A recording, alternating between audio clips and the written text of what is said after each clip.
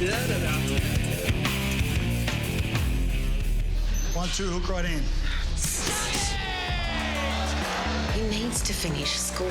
Says who? Just like me, the kid's going to play football. I want you to win, Gavin. Okay. Peter doesn't know how to lose. That's the problem.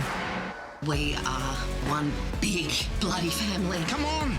Never take a backward step. Super. Hello, welcome to Turn It Up. Actor, author, Rugby League tragic, Brendan Cowell. Thanks for coming on. Thanks. Rugby League. What's Rugby League to you? Oh, look, it's kind of my favourite thing, really. Growing up in Cronulla in the 80s, you know, it was it's what happened to school. Went to De La Salle Carrying Bar, and you know, my sister dated guys from the team, and you know, a guy called Luke Massey. Actually, you remember Luke Massey? Alan Wilson. She didn't date lots of football players, you know, just a couple. But you know, Shark Park was the place you wanted to be, and you know, I was kind of the poetic drama kid, and playing footy, I was a good tackler. You know, that was a way of me having a little bit of weight in the schoolyard as well. Yeah. You know what I mean? It was a kind of a survival thing as well. But and then I just developed a love for it, and I've been obsessed with the Sharks ever since. Ever since I saw Gavin Miller play in the 80s, really. Well, we just saw a preview of the teleseries coming up, Plum, and the main actor is a rugby league player, and it's sort of loosely based on Gavin Miller. That's right.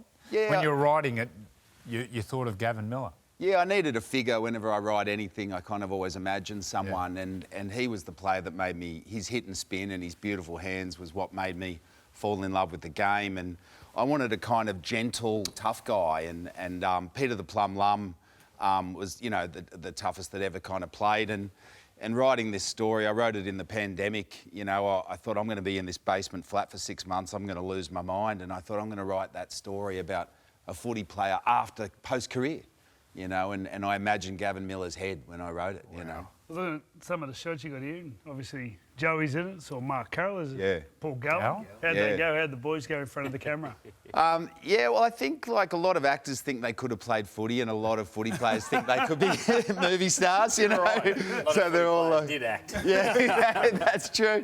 And and I thought, you know, Joey was so helpful with the book. He was so open, and he really helped me. He's a great mate, and he was always a big supporter. And I thought I've got to get him in there. And he texted me the night before, I'm preparing like Game 3 Origin, you just bloody get ready, you know? And then on the day, he's like, I got butterflies. I was dead set, groping myself. What's it like? What's the scene like as you walk into when you got to play your role? Well, I'm at the gates of heaven. Yeah, well, not going to give it away, but too much. He's the eighth immortal. Try to corrupt. But no, James Graham, look, he could be in Lock, Stock and Two Smoking Barrels, that guy. He's played, you know, and if you're going to shoot a show in the Shire, you've got to go through Paul Gallen. He's the sheriff. And Spud, I trained with Spud for 10 years, and he's a good mate, and he's been really open of the book. The book deals with, you know, brain injuries and stuff like that, and concussion in post-career, and I thought, I've got to get Spartacus in there. And he was unreal. He wanted more lines. He's like, I should have more lines, you know.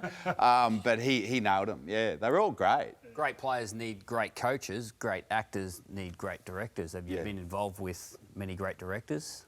Yeah, I have. I mean, I just came off the set of Avatar 3 with a little independent New Zealand film with a guy called James Cameron, and working with him is just next level. He's just...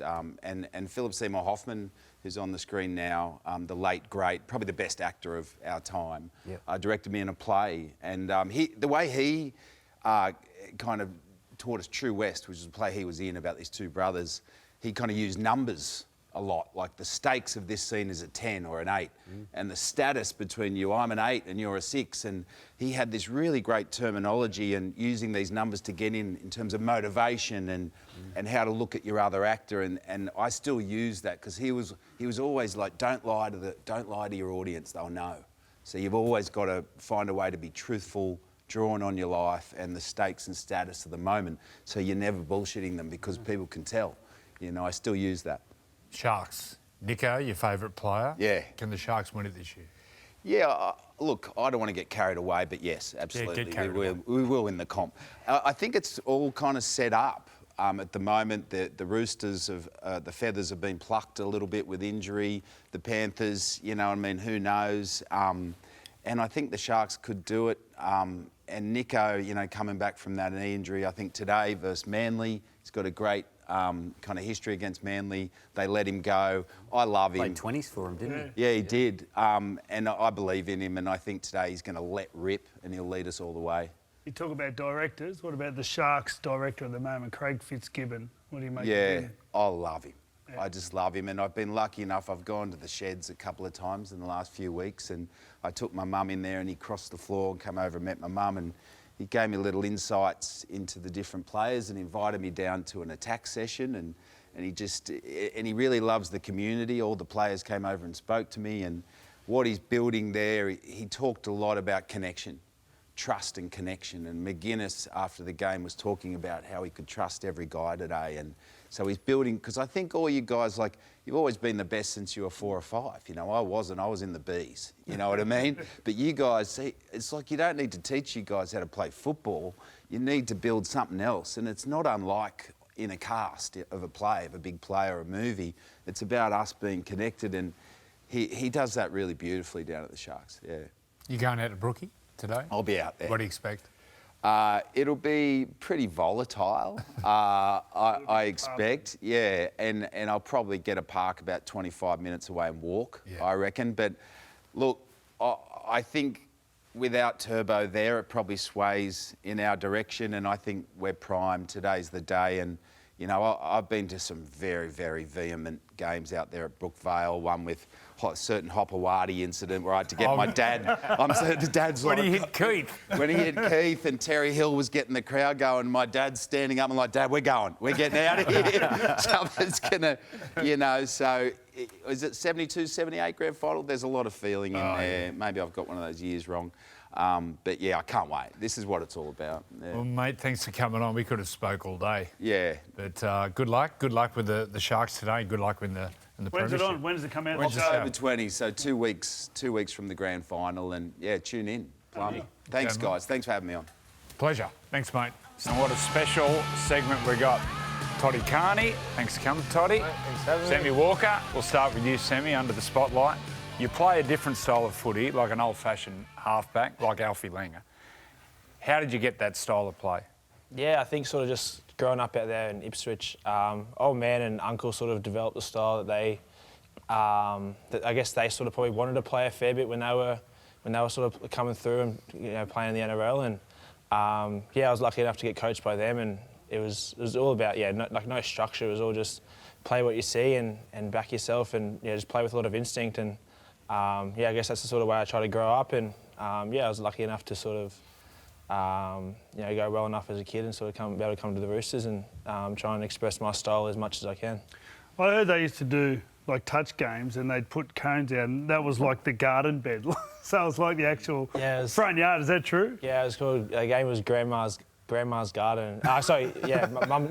Grandma's backyard, and there's a field laid out with a couple of little obstacles where there's like a section where you couldn't run in because it was Nan's garden, and then a couple of post pads where you couldn't touch that because they were like maybe a little fire pit or something like that. And there was a big long fence along the side there, and boys used to kick it up against the fence and it'd ricochet off, and you'd try and you used to hope it'd rain so it'd be nice and slippery and you'd be able to slide. And that was a session. You'd be at training for 2 hours and all you do is just play different versions of touch footy basically, and that was basically growing up. I was probably from 12, 13, training with men in that Queensland Cup, and luckily enough they were playing touch games, and I was able to jump in there and learn a lot from those sort of sessions. And I guess that's sort of the style that my old man and uncle sort of coached. How did you find coming into the NRL? Obviously, the NRL is all about consistency and building the structure and all that. How did you get that balance over the last couple of years to still have that instinctive part of your game,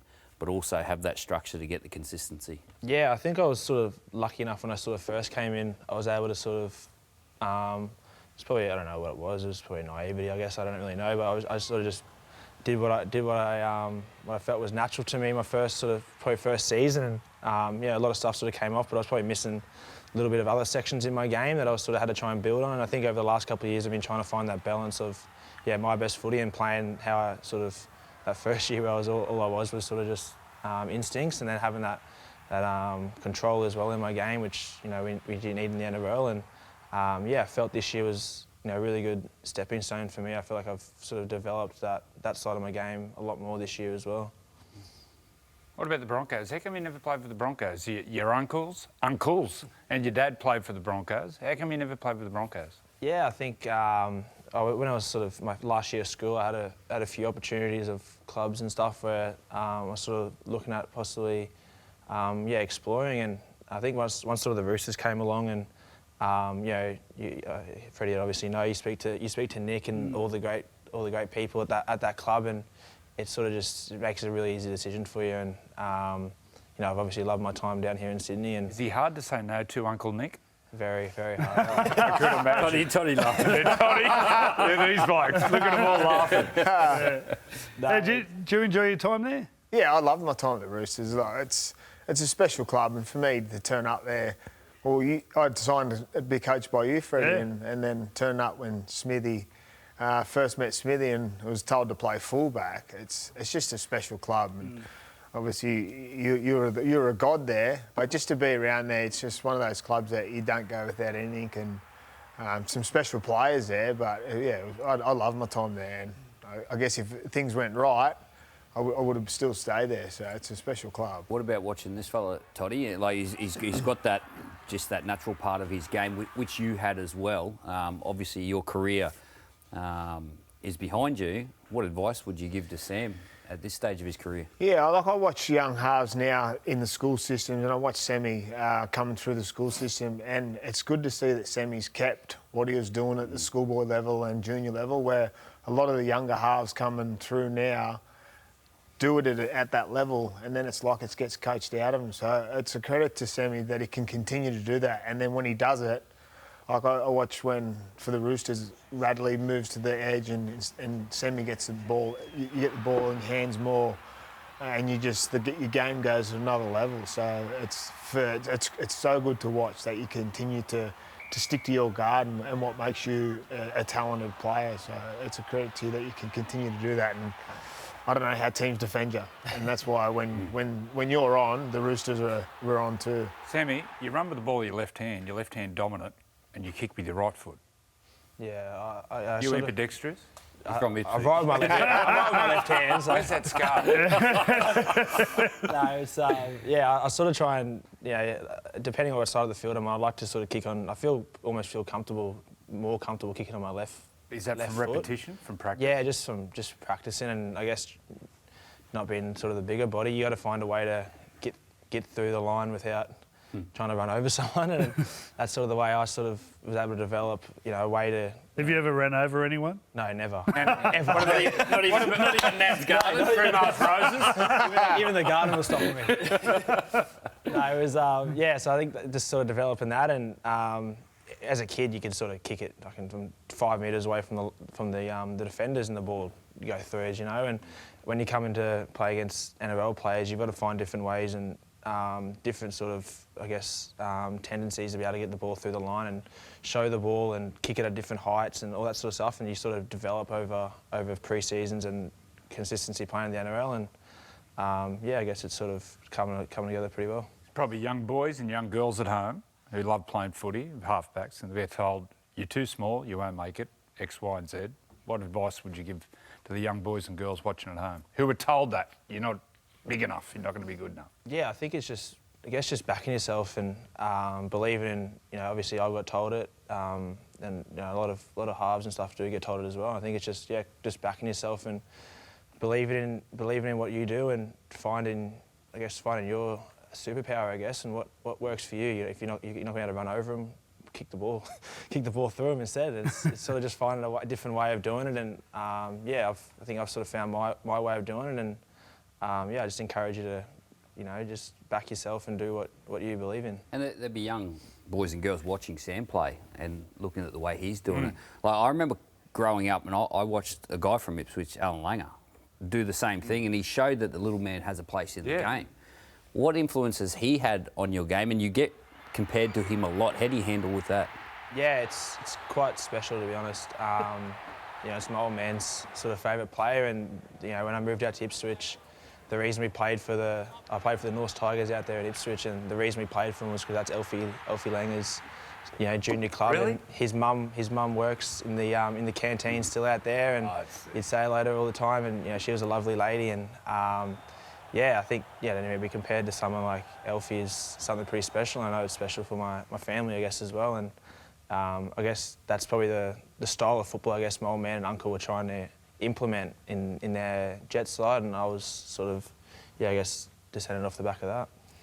What message would you have for the next Sam Walker or the next kid that's coming through the school system? You see the Titans last year, they had Tom Weaver come through.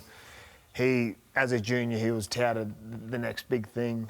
They've got another kid coming through now, Zane Harrison, Australian schoolboy. He's got all the raps. What message do you have for kids like that that's about to start that journey?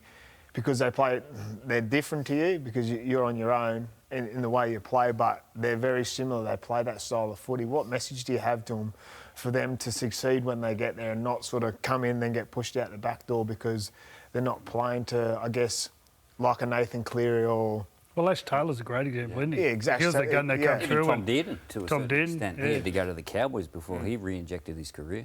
Yeah, I think it's just, like I said, just sort of finding what you're good at. Then I think you can sort of come into, like, as your later schoolboys career and your probably guess your early New South Wales or Queensland Cup careers, you sort of get coached a lot of that sort of stuff out of you, and they want you to play a certain style. And I think I was lucky enough, sort of, Robbo encouraged a fair bit of that from me. And I think just, backing yourself and playing how you want to play. And if you see something, when I'm out there, I don't know what I'm going to do until it's pretty much done. And I think just encouraging that, don't think about what you're going to do and just back yourself and it'll come off. Daly Cherry Evans is coming to the end.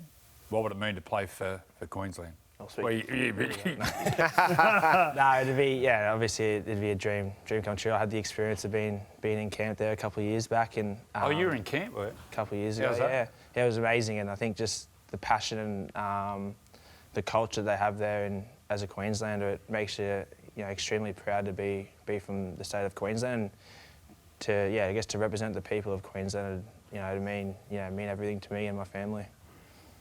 Did you ever go back to the Broncos? You're off contract, aren't you? Not too sure what's going on yet, but Adam Reynolds is coming to the end. Come down there. There's going to be a war chest. Calm down, mate. You ever thought about going back? No, I'm obviously really happy.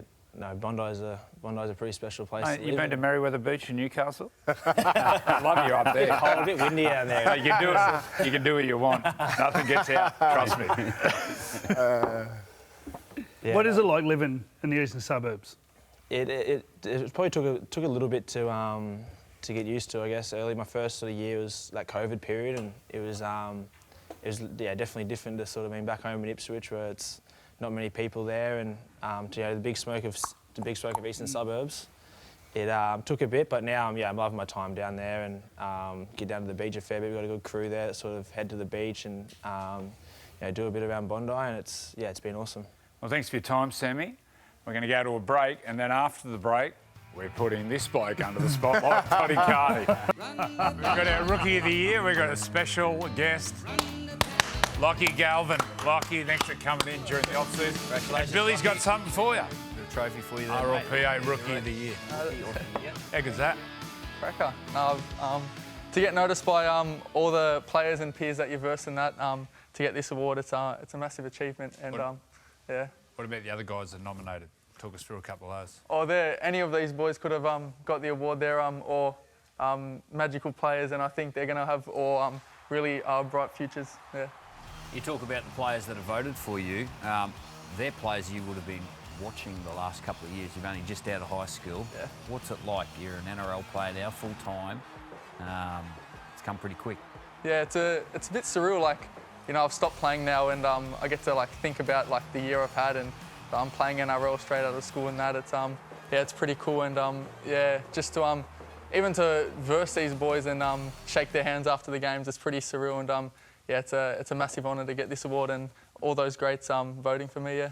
Tell us about your path, where you grew up, school, and how you ended up at the Tigers. Yeah, I grew up around Campbelltown. I played all my junior footy there. Played for Campbelltown, Eaglevale and all that. And then I worked my way over to Wenny for Para. I think for 4 years I played at Wenny there. I think we had a pretty gun team, so we kind of killed it in that.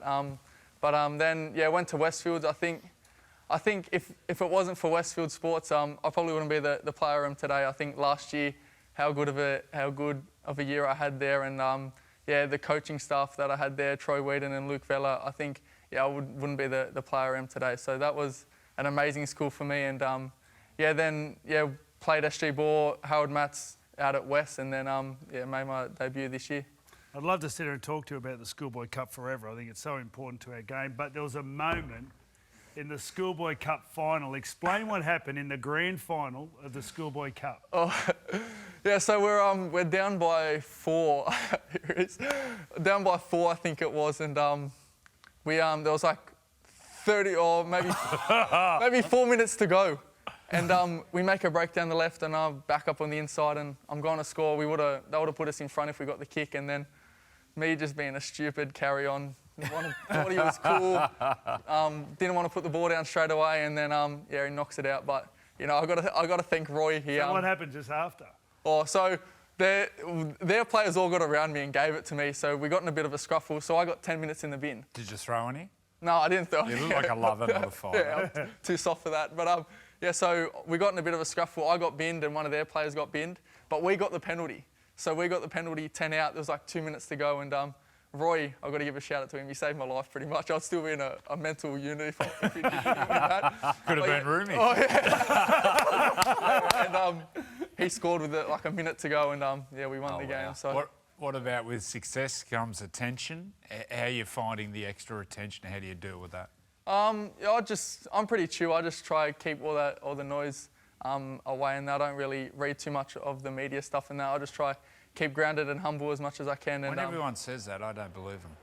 Yeah, no, it's hard. Like obviously, it is hard. Like obviously, you see, like you're obviously going to see it, like on the socials and that. You're going to see it, but I just think if I just got to keep myself grounded in that, because it's like you can be up so fast and you can come down so fast. So you got to keep yourself grounded and humble, and try not get too carried away with that. You look happy. You look like you're enjoying yourself. I actually went into the sheds after one of the wins at Leichhardt, and you were in there doing interviews for the club, and you just look like you're enjoying yourself. Does Benji promote that enjoyment and that fun? Oh, 100%. I think if it wasn't for Benji, like this year, I wouldn't be playing the good footy I am, especially how chill he makes it and how fun he tells me to go out there and enjoy myself. I play this sport and for fun, because I played it since I was 6. So yeah, he makes the environment fun and tells me just to go out there and enjoy myself, because that's the reason you play. You don't want to come work, rock up to training and games each week and not having fun and being stiff and being nervous and all that. So he just tells me to go out there and enjoy myself, and that's how I play my best footy. So yeah, he's really good like that, Benji. What about some schoolboy tours? Did you tour PNG? Yeah, school. How was that? Because you're playing against men there. Yeah, toured PNG last year. That was an amazing experience. I think we versed their under 21s boys, but I think they looked around 25, 26. So they scared me when I ran out. But yeah, that was an amazing experience, and I think they nearly beat us. We just beat them on the bell here with this try. So that was an amazing experience, and they love their rugby league over there. Well, you can't tell me you're scared, because I'm about to coach the PM13s team, and you're in that. No, I'm not scared. So tell me you're not scared. No, I'm not. I can't wait to go over there. Playing against the same team. I think it was. Are you looking forward to it? Yeah, no, I can't wait. I think they told me 2 days ago that I got picked, so I can't wait for that. No, it's a massive achievement, and thanks for picking me as well. Who's your heroes? Well, early in my when I started watching footy, Jared Hayne was probably I love Jared Hayne. I think everything he done, I was a massive Para fan, so I love them and him. And then coming around now is Cameron Munster. Munster, I think he's a freak. Just even you see him when they played, just how good he is, and that. I think I try to model my game a bit on him. He just, he's so confident in himself and goes out there and plays his style of footy. So yeah, I love Munster. What about Blaze Talangi? Yeah. You played together? Yeah, we played together. You went to school together, yeah? Yeah, he was a year above me. He's a freak of a player. I think he's going to have a massive career ahead of him, and he's going to Penrith next year, so that's just going to level his game up even more. But I think he's a freak, and he's got a massive career ahead of him. So what about the other sides of being a professional athlete at the moment? Obviously, Joey spoke about being in the limelight. We're talking about drugs, alcohol, all the other things that come with being in the spotlight and living a bit larger. How are you finding all that, and do they educate you? Yeah, the club do a really good job at that. I think we have a talk maybe each fortnight about all that drugs and alcohol, gambling and all that stuff. So we always have chats in the club with Timmy Grant. He's really good with that this year with us, especially us younger boys too. You know, there's a lot of younger boys in our team, so he really tries to educate us on that. But yeah, I just try.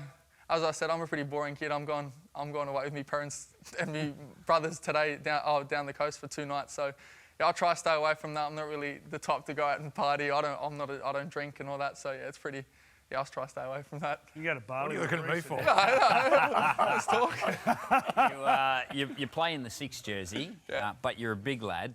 Have you thought about changing positions throughout your career, or you think number 6 is you? I want to stay at number 6 as long as I can, but I did play. I think when we won the Harold Mats, I was in the back row. I played back row for a whole year there, but yeah, the boys always give it to me because they know I want to stay in the 6 as long as I can. They always say, you're going to be a ball-playing lock or a ball-playing back row in a couple of days. Keep your speed, mate. That's what I say. Trust me, mate. Happened to me 2 times.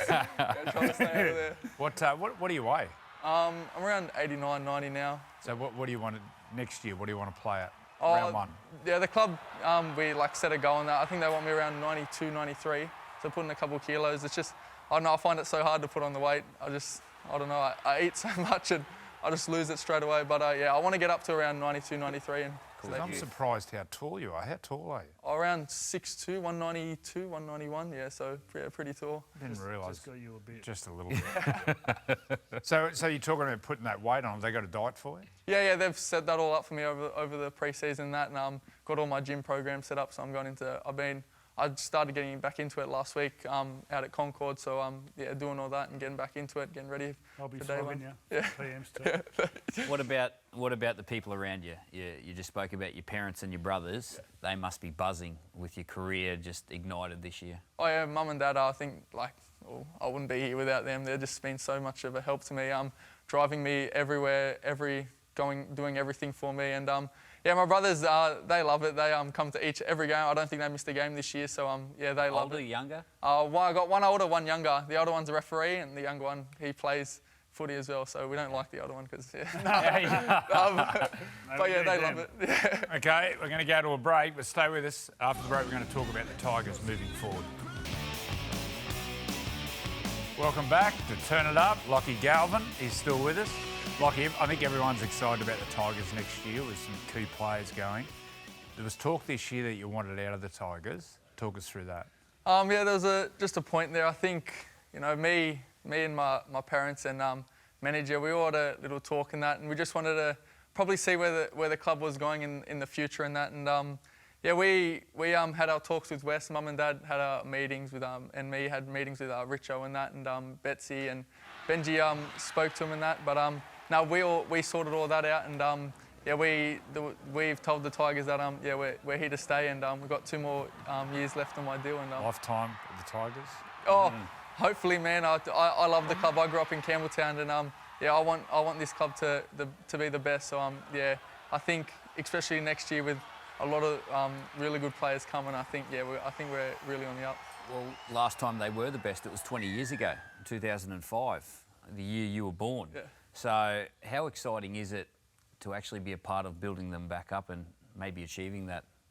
Yeah, 100%. I can't wait. I think, especially, I'm so excited for Luai to come next year. I think how much he's going to help me in my game and that. Just probably take a bit of the pressure off me too. And I think we can see with Cleary being out this year, he can control a team and get a team around the park. And just the quality player he is and shown this year, yeah, I can't wait. And I think he's going to teach me so much. And yeah, I think big things at the Tigers next year. The one thing he's also responsible for is the connection with him in the community. Yeah. The one thing I noticed with the Tigers, although he's finished last, that your games at Campbelltown were full. Yeah. You actually had full crowds. And what was that like to play Arana Park, Campbelltown Stadium, whatever it's called? What was it like to play in front of all those people in your area with full crowds? Yeah, it's amazing. You just seen from the last round against Para, it was a packed out stadium, and our fans have turned up every year. I think we had a couple of Thursday nights at Leichhardt, and it was nearly sold out. So yeah, our fans are amazing, and I think us boys, we really want to give back to our fans. I think they've had a couple long 10 years that we haven't probably been at our best. So yeah, we really want to give back to them and show them that we want to turn this club around. Getting back to Jerome Luai, have you spoke to Jerome at all? No, I haven't really spoke to him. I spoke to him after we versed him out at Bathurst, I think it was, but yeah, I haven't really spoke to him as of yet. Yeah. Did Benji give you as a team something to focus on throughout the off-season to come back to training with a mindset with? Oh yeah, he said, we've got to come back fit, and I think we were probably a bit off the pace last year. A few boys probably weren't up to fitness standards and that, so he really come in and said, you better be fit, and he doesn't want to be getting us fit. He wants to get us straight away as fit as we can be, and working on our footy. So I think he just said, come back as fit as you can, and be the best version of yourself when you come back. Watching the Storm and the Panthers, not just last week, but throughout the whole season, what do you learn when you watch them two teams? Oh, just how good they are, how their structures and how much they buy into all their structures and that. I think it's amazing. And then just the quality players they have. Especially I love watching Melbourne with Hughes and Pappenhausen, Munster, Harry Grant. Just how all connected they are, and I think that's probably what we need to work on in the coming years with all us halves and hookers and spine really connecting. I think those two teams do it so well. So yeah, they're both probably the best two teams this year, and that's probably why they're in the grand final. What do you think of Origin this year, New South Wales winning? Sorry, Bill. Yeah, no, I loved it. I loved watching the Blues win, and I think it was amazing. And what Madge done with those boys, I think it was pretty cool. And one day hopefully I get to put in that jersey too. So what would it mean to you? Oh, it mean everything. I think just growing up, watching the Blues, and I probably watched when Billy was playing, and I think was his win something like 6, 7 in a row or something like that. Yeah, 8 in a row. So. Yeah, so that was that was pretty disappointing for a Blues, but I think we've probably turned it around the last couple of years, and we're a real force now. Yeah, it would mean everything for me to put on that jersey. Come on, Bill. Got nothing. What about the other side? So you're playing first grade now. Your life's changing. The other part of that is money. Yeah. What do you think about money? And have you got a plan on what to do with money? Yeah, my manager and that, we've all got plans, to getting investment properties and all that. And, I just want to, Mum and Dad probably keep me on my toes a bit, make sure I'm not going out spending it and, looking after it. So I do all my savings and that. They're always on me about saving and, getting, I probably want to buy a house. I don't want to go out of this game, having nothing. So, I want to save up and look after it. The second-year syndrome, have you heard about that? Yeah. Players who have burst onto the scene, especially players who've got Rookie of the Year, then next year they fall flat. Yeah. Does that worry you? No, I think I'm going to go back into pre-season and put as much hard work as I can in, and I think when you put the hard work in, it probably pays off during the season. So I'm going to work my backside off, and not that happened to me. Who's someone who just really annoys you at training?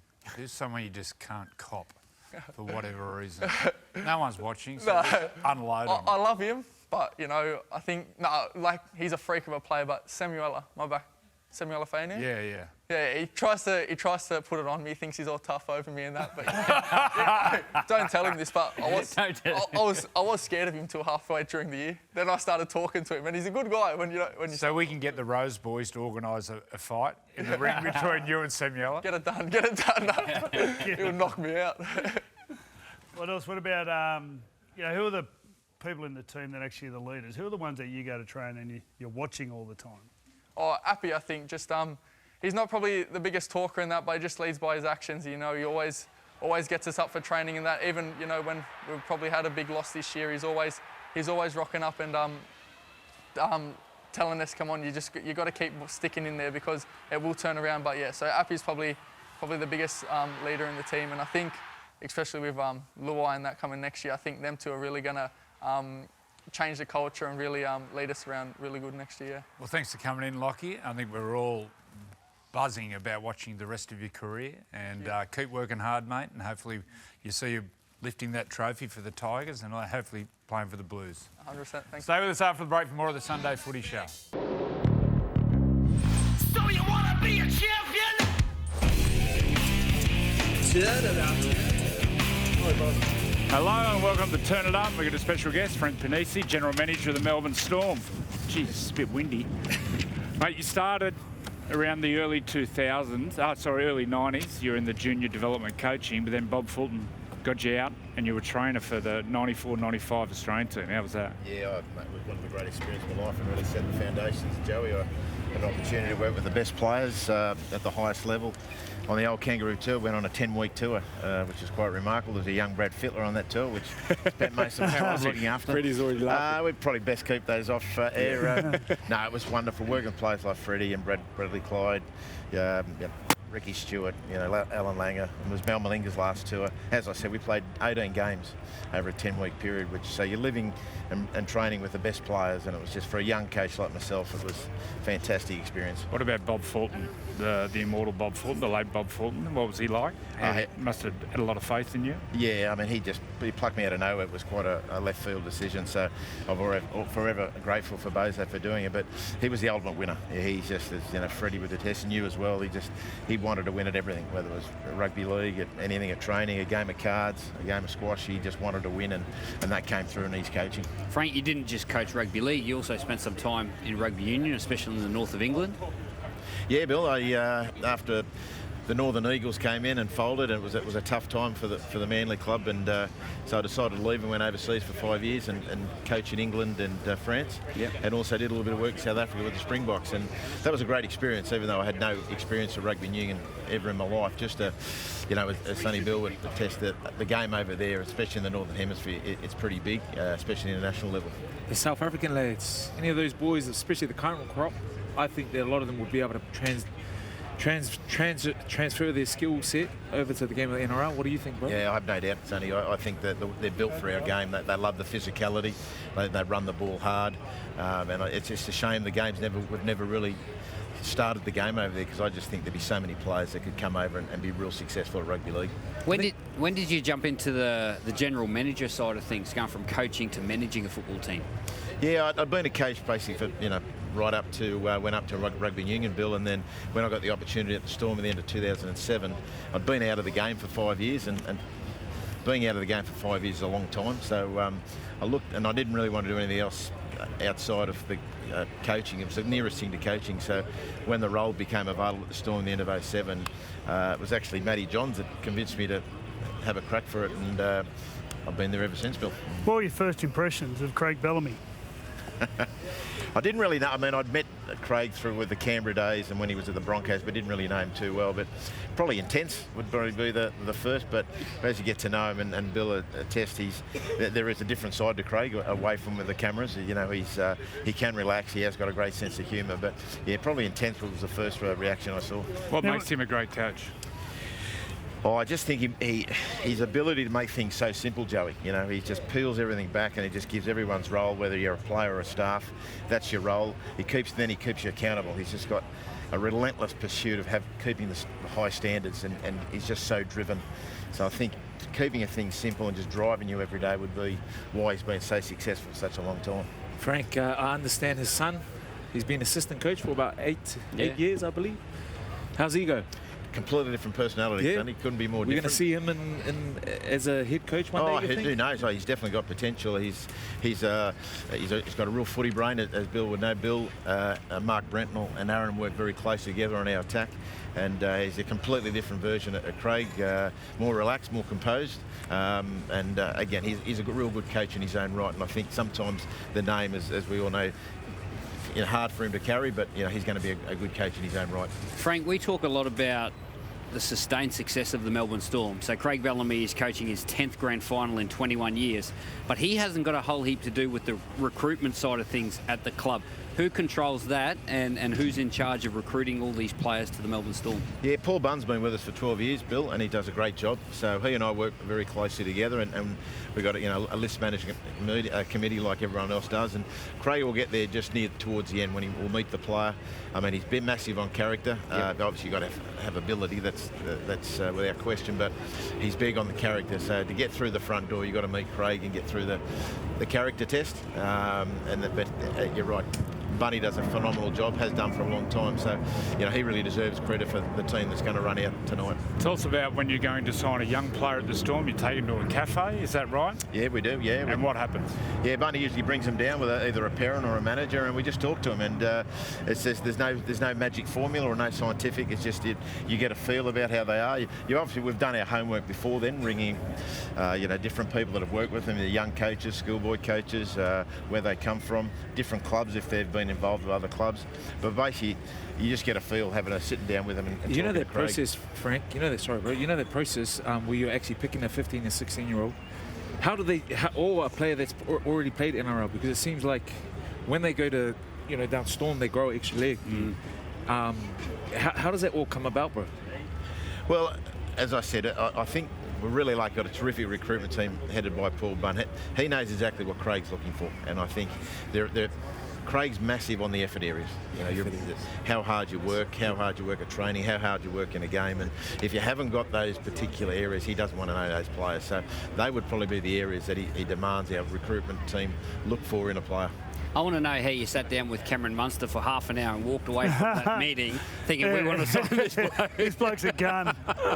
At 17 years old with peroxided hair and tattoos all over him. But he's one of the key players, isn't he? And he brings so much energy to this group, doesn't he, Frank? Yeah, the two key words with Munster we picked up very early as a young player. He's got incredible competitive nature. You know that he's a bit like I mentioned with Boza. He wants to win at everything, and he just loves to compete.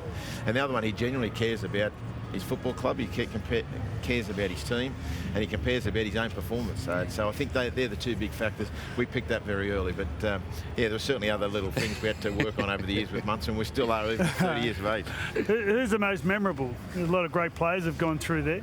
Who's the most memorable player? I better say Billy Slater at the end. Oh, that's really tough, Freddie. I think... doesn't have to be because they're the best. Like, who's had a big impact that you've noticed down there?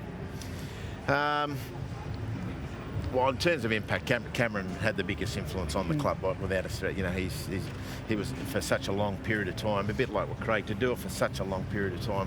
You know, his impact. But I've been probably proud since Cameron, Billy, and Cooper left, and there was great talk. You know, the club would drop its success rate, the ability of our current spine. You know, I mean Ryan Pappenhausen, Munster, Jerome Hughes, and I want to really give Harry Grant a massive round. Harry's done a phenomenal job as captain this year. I mean, it's his first year as captaincy, and the way he's got the group connected has been phenomenal.